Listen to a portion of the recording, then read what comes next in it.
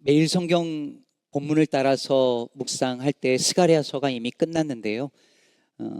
스가랴서를 그래도 한 번은 다루어야겠다 싶어서 오늘 본문을 정했습니다.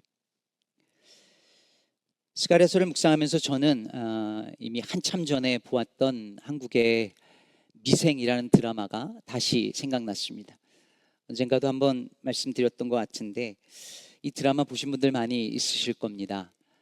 프로 바둑 기사가 되고 싶었으나 실패했던 장그래라는 이름의 신입 회사원, 계약직이죠. 비정규직 사원으로 취직을 하면서 일어난 이야기들을 다룬 드라마였습니다. 이 제목은 미생이었는데 이 미생은 바둑 용어라고 합니다. 사실 저는 바둑을 잘 몰라요. 근데 미생이라는 이 용어는 완전히 죽은 돌, 그러니까 사석은 아니지만 아직 완전히 살아있지는 않은, 즉 완생은 아닌 상태를 가리키는 말이랍니다. 그래서 신입사원인 장그래에게 오과장이 이런 말을 합니다. 우리는 아직 다 미생이야. 버텨라. 버틴다는 건 어떻게든 완생으로 나아간다는 것이니까. 저는 이 드라마를 보면서 내내 궁금했습니다. 다들 자기의 인생이 아직 미생이라고 느끼면서 사는 거예요. 완성된 삶이 아니고 완생이 아니고 미생이야.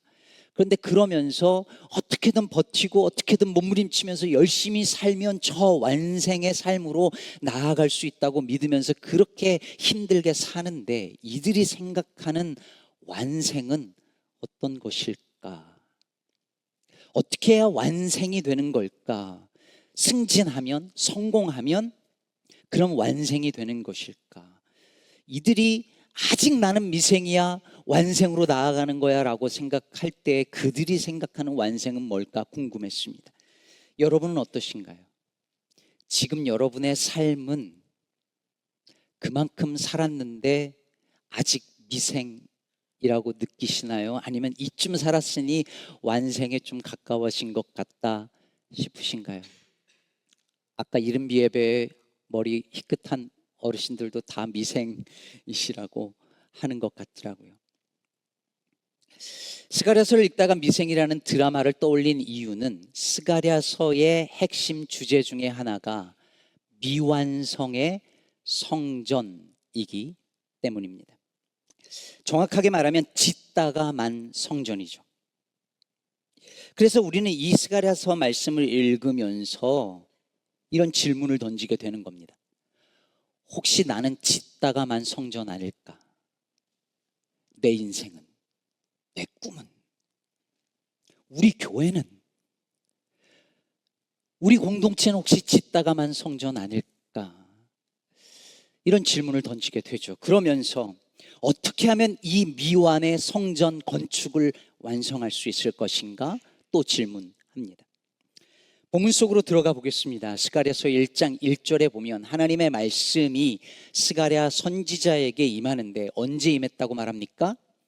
다리오 왕 제2년 8째 달이었다라고 말합니다.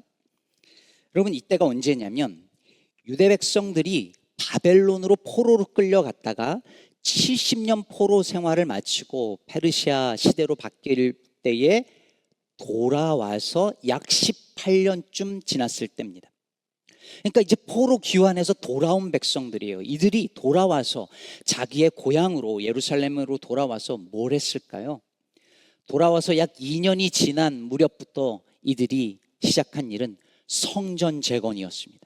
무너진 성전을 다시 짓는 일이었어요. 그래서 에스라서 3장에 보면 성전의 기초를 놓고 백성들이 막 기뻐하는 장면이 기록되어 있습니다. 3장 11절을 보면 모든 백성이 여호와의 성전 기초가 놓임을 보고 여호와를 찬송하며 큰 소리로 즐거이 불렀다라고 말합니다. 이렇게 좋아했는데 조금 지나서 에스라서 4장 24절에 보면 안타깝게도 이런 구절이 나옵니다. 이에 예루살렘에서 하나님의 성전 공사가 바사왕 다리오 제2년까지 중단되니라.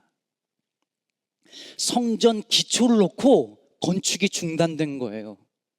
언제까지? 다리오 왕 2년까지. 그러니까 스가랴 선지자가 하나님의 말씀을 받는 그 무렵까지 성전 건축이 중단된 상태로 놓여 있었던 거죠. 시간을 계산해 보면 성전 기초를 놓고 약 15년간 건축이 이루어지지 않고 중단된 상태로 있었던 것입니다. 여러분 한번 머릿속으로 상상해 보십시오.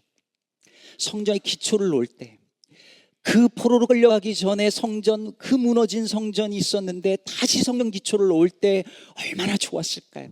얼마나 기뻤을까요? 감격하지 않았을까요? 그런데 그 성전 건축이 무려 15년이나 기초를 놓고 이제 막 벽돌 올리고 난 그 흉물스러운 상태로 15년이나 중단되어 있는 모습을 볼 때 그들의 마음이 어땠을까요? 상상만으로도 쓸쓸한 풍경 아닙니까? 그런데 여러분, 그 짓다가 만 성전이 우리 모습일 수 있다는 것입니다.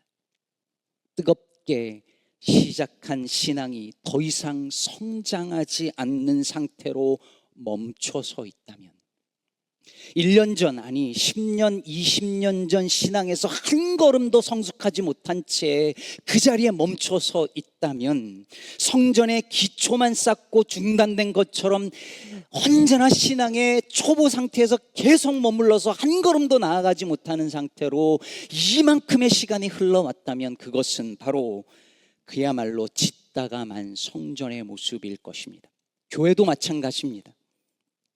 부르심을 따라 시작한 교회가 사명을 감당하지 않고 머물러 있다면, 한 달란트 받고 숨겨놓은 종처럼 아무것도 하지 않은 채 게으른 모습으로 머물러서 너무 오래 여기까지 있다면 우리의 모습이 짓다가만 성전일 것입니다. 여러분은 어떠신가요? 여러분의 인생은, 여러분의 꿈은, 우리 교회는 혹시 짓다가만 성전 아닐까요? 그래서 물어야 할 질문이 있습니다. 도대체 무엇이 성전 건축을 중단하게 만들었느냐? 왜 성전을 짓다가 말게 무엇이 그렇게 만들었느냐 하는 질문이죠. 오늘 본문 7절에 보면 큰 산아 내가 무엇이냐라고 물으십니다. 그러니까 성전 건축하는 일을 계속하는 걸 가로막는 큰 산이 있었다는 거죠. 그게 뭐였을까요? 그 원인, 그것에 대해서 오늘 이 스가랴서, 그리고 에스라서, 그리고 학개서에 잘 나와 있습니다. 먼저는 외부적인 방해와 공격이 있었어요. 여러분, 이스라엘 백성들이 포로로 돌아왔을 때 그 땅에는 거기에서 살고 있었던 사마리아 사람들이 있었습니다. 이 사마리아 사람들이 유대 백성들이 성전 건축을 하는 걸 보고 와가지고 얘기를 합니다. 야, 성전 건축 우리랑 같이 하자. 좋은 제안 같지만 정치적 계산이 있었던 거죠. 지분을 나눠 갖고 싶었던 거예요. 이걸 알은 스룹바벨이 거절하니까 이 사마리아 사람들이 어떻게 합니까? 그때부터 에스라서 4장 4절에 보면 이렇게 말하고 있습니다. 이로부터 그 땅 백성이 유다 백성의 손을 악하게 하여 그 건축을 방해했다. 이게 무슨 말이냐면 관리들한테 뇌물을 준 거예요, 사마리아 사람들이. 그리고 그것을 페르시아 왕한테 고발을 합니다. 덫을 놓은 거죠. 그러자 페르시아 왕이 이거 뭐 시끄럽고 이러니까 야, 성전 건축 그만해, 중단시켜버린 겁니다. 그러니까 외부의 방해와 그리고 공격이 성전 건축을 지속하지 못하게 만드는 요인이었던 거죠. 그런데 여러분, 이 외적인 공격보다 더 핵심적이고 중요한 요인이 있었습니다. 유다 백성들의 내적인 문제였어요. 오늘 보면 10절에 보면요, 작은 일의 날이라고 멸시하는 자가 누구냐라고 하세요. 이게 뭐냐면 성전 기초를 놓은 걸 보고 이게 뭐야, 왜 이렇게 작아 하면서 하찮게 여기고 멸시하는 사람들이 있었다는 거예요. 성전이 이게 뭐야?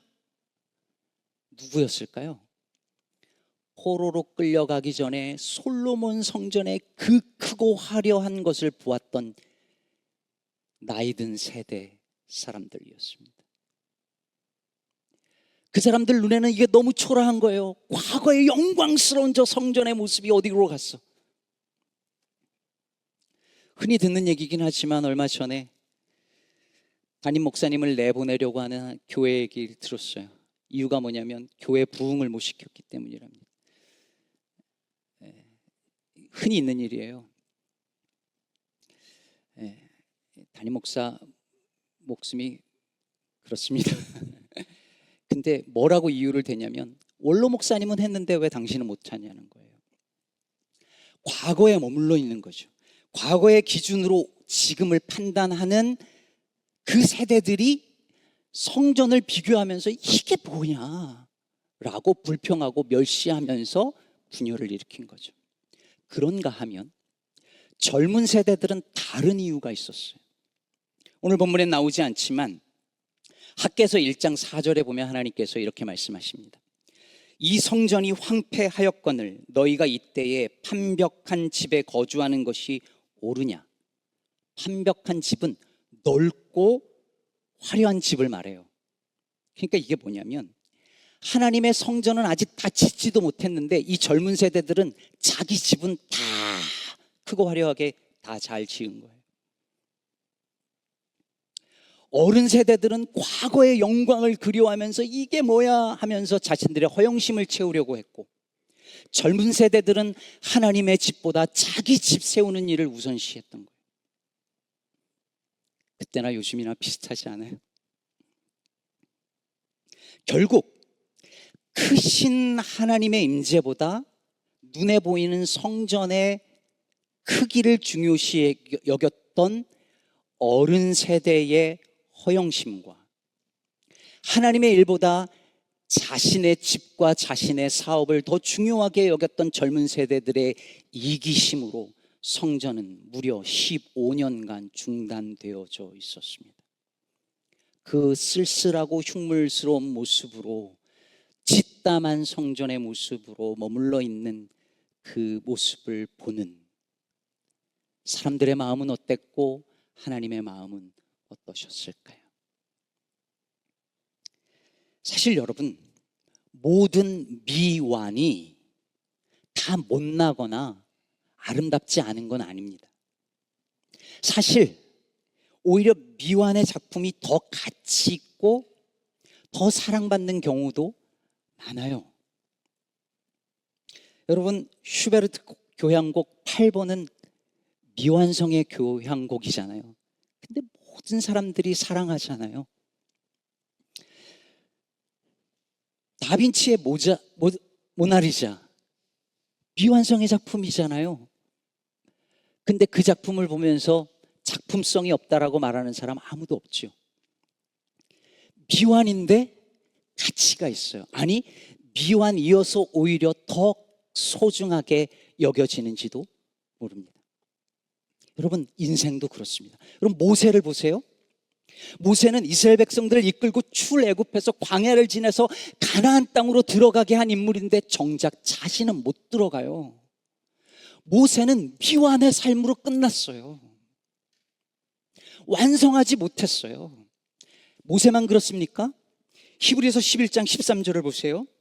이 사람들은 다 믿음을 따라 죽었으며 약속을 받지 못하였으되 그것들을 멀리서 보고 환영하며 또 땅에서는 외국인과 나그네임을 증언하였으되, 아브라함도 이삭도 야곱도 하나님께서 주신 약속이 다 성취되는 것을 못 보고 그냥 멀리서 보면서 그냥 끝냈어요. 생애를.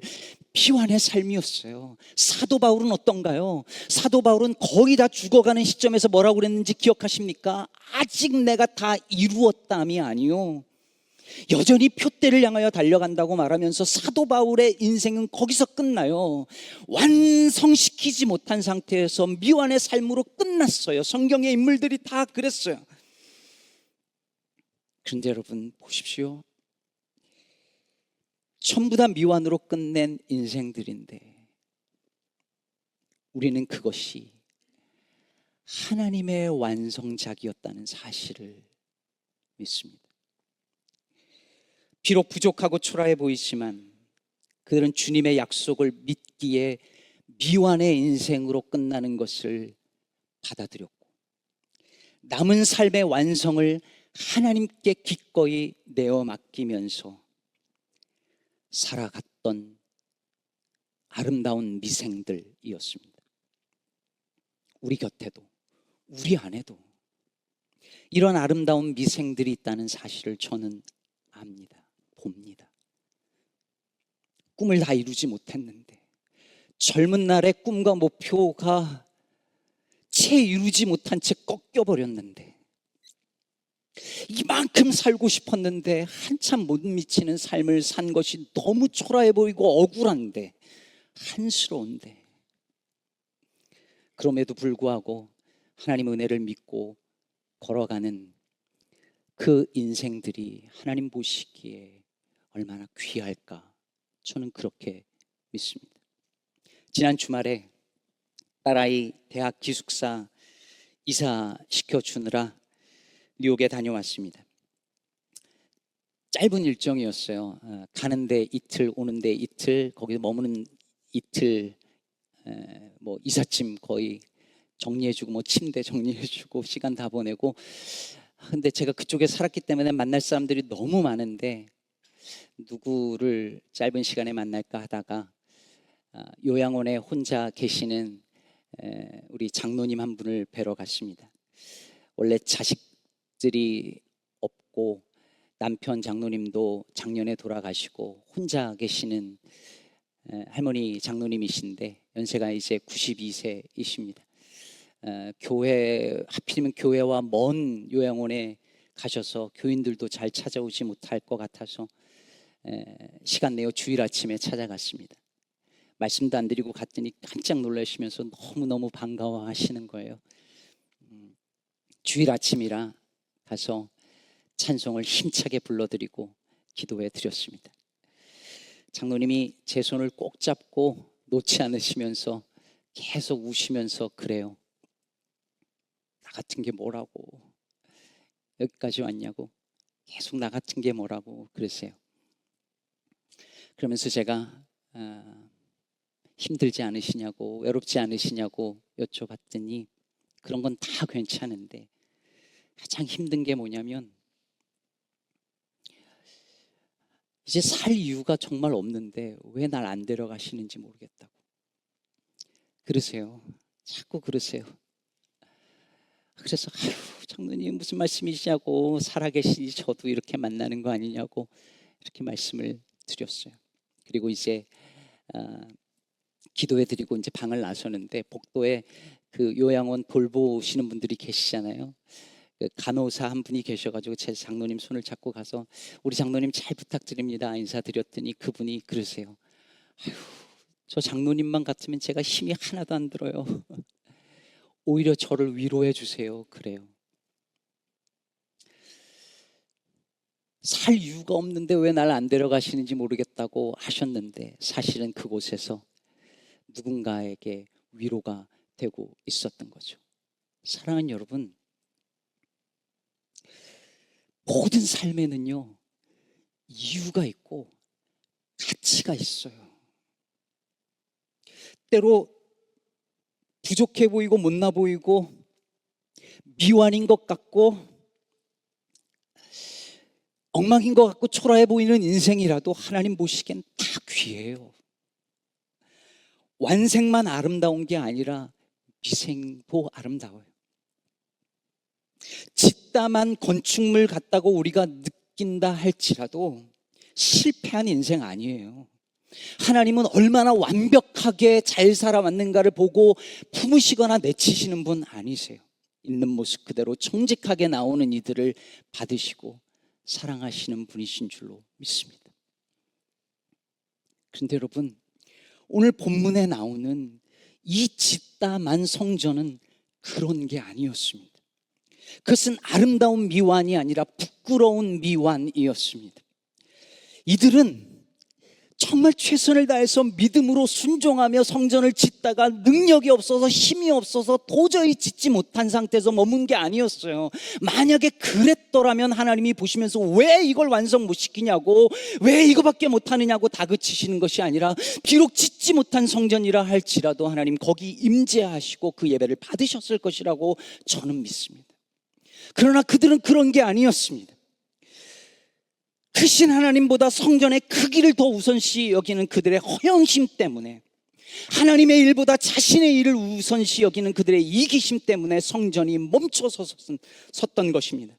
그러므로 그것은 성전 건물의 건축의 중단이 아니라 그들의 믿음의 중단이었고 그들의 순종의 중단이었습니다.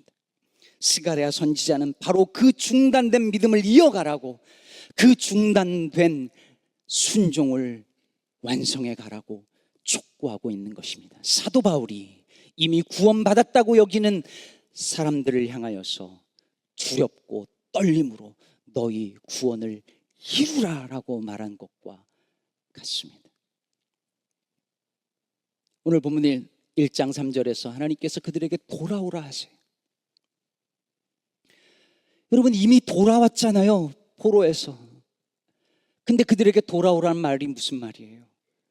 몸은 돌아왔으나 그들의 믿음은, 그들의 마음은 돌아오지 않았기에 돌아오라 하십니다. 몸은 돌아왔으나 마음은 돌아오지 않은 그 모습이 바로 짓담한 성전의 모습이었습니다. 그러면 어떻게 그 건축을 완성할 수 있을까요? 하나님께서 스가랴 선지자에게 완성된 성전의 모습을 환상 가운데 보여주십니다. 그런데 그 성전이 어떻게 완성되느냐에 대해서 오늘 말씀 6절에서 이렇게 말씀하십니다. 이는 힘으로 되지 아니하며 능력으로 되지 아니하고 오직 나의 영으로 되느니라.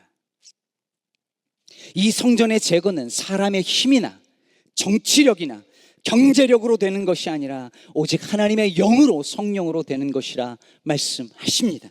그 성령께서 큰 산을, 그들 앞에 놓인 큰 산을 평지로 만들어 주실 것입니다. 그리고 그때 백성들이 7절 후반부에서 말하는 것처럼 은총이 그에게 있을지어다 찬양할 것입니다. 우리 사랑하는 시카고 기쁨의 교회에 이런 일이 일어나기를 간절히 축복합니다. 우리 기쁨의 교회가 성전으로 빠르게 완성되는 그 일은 우리의 능력이 아니라 하나님의 영으로, 하나님의 은총으로 될 것입니다. 사랑하는 여러분, 비록 우리의 모습이 짓담한 성전 같아 보입니다. 그러나 우리는 하나님께서 우리의 부족함도 합력하여 선을 이루사 완성된 성전으로 만드실 것을 믿는 사람들입니다. 우리의 능력으로 아니라 하나님의 은혜로 될 것입니다. 그 말이 우리는 아무것도 하지 않아도 된다는 말이 아닙니다. 오늘 본문 9절 보십시오. 스룹바벨의 손이 이 성전의 기초를 놓았은즉 그의 손이 또한 이 일을 마치리라.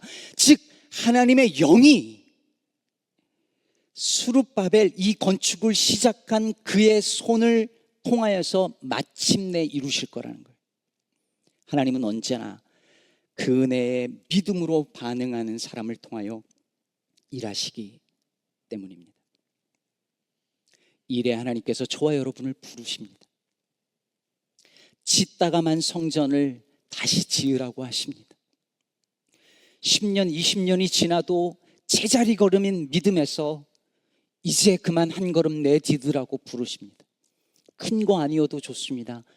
벽돌 한 장 올리는 일이면 충분합니다.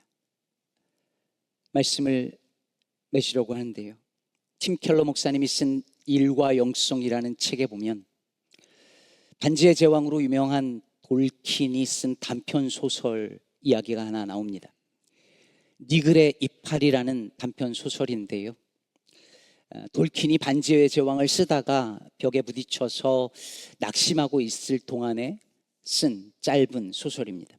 이 소설에는 니글이라는 이름의 화가가 등장합니다. 니글이라는 이름의 뜻은 깨작거리거나 비능률적으로 일하거나 쓸데없이 시시콜콜 사소한 일에 시간을 낭비한다는 뜻이랍니다. 근데 이 니글이 그래요. 꼭 그리고 싶어하는 그림이 있어요. 이 그림이 뭐냐면 이파리 하나에서 시작해서 나무를 완성하고 그 다음에 나무 뒤에 근사한 풍경을 그리는 이 그림이에요. 근데 자기가 죽을 날이 얼마 남지 않았다는 것을 안 이 니글이 죽기 전에 이 그림만큼은 완성하고 싶어 합니다. 그런데 그림을 그리는데 진도가 잘 안 나가요. 이파리 하나 그리는데 너무 시간이 오래 걸렸어요. 왜냐하면 자꾸 주변에서 이웃들이 뭘 부탁해요. 자꾸 들어주는 거예요. 이웃 남자 페리 씨가 와서 자질구레한 부탁을 할 때마다 가서 들어주고 또 들어봐서 이파리 겨우 하나 완성하고. 그러던 어느 날 그 이웃집 남자가 자기 아내가 병이 들었는데 비가 오는 날 저 거리로 나가서 의사를 불러달라고 부탁을 합니다.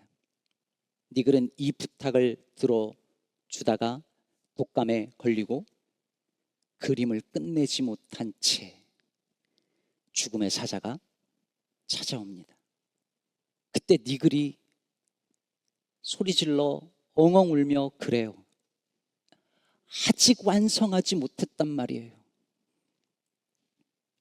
그렇게 니글은 떠나고 캔버스 위에는 니글이 그린 이파리 한 장만이 남아 있었습니다. 그런데 니글이 하늘나라로 올라가는 그 기차에서 한참을 가는데 저 멀리 뭐가 보여요. 달려가 보니 나무였습니다. 니글이 꿈꿨던, 그리고 싶어 했던 나무가 거기 있어요. 그때 니글이 말합니다. 이건 선물이야. 사랑하는 여러분, 우리의 인생은 어쩌면 니글의 이 모습과 다르지 않을 것입니다. 평생 열심히 살았는데 돌아보면 그저 이파리 한 장 그린 것일 수 있습니다. 내가 한 게 뭐 있나? 평생 열심히 살았는데 그저 이파리 한 장 그린 것밖에 없어서 한탄스럽고 후회스러울 수 있습니다. 그야말로 미완의 삶, 미생입니다. 그러나 사랑하는 여러분, 우리가 믿음으로 이파리 하나 그리면 남은 것은 하나님이 완성해 주실 것입니다. 우리의 모습 역시 짓다감한 성전 같을지라도 하나님께서 반드시 완성된 성전으로 지어주실 것입니다. 너희 안에 착한 일을 시작하신 이가 그리스도 예수의 날까지 이루실 것을 우리는 확신하노라 고백했던 사도 바울의 믿음의 고백을 우리도 믿으면서 믿음과 소망과 사랑을 가지고 이파리 하나 그리는 마음으로, 벽돌 하나 놓는 마음으로 짓담한 성전을 다시 지어가는 저와 여러분 되시기를 간절히 축복합니다.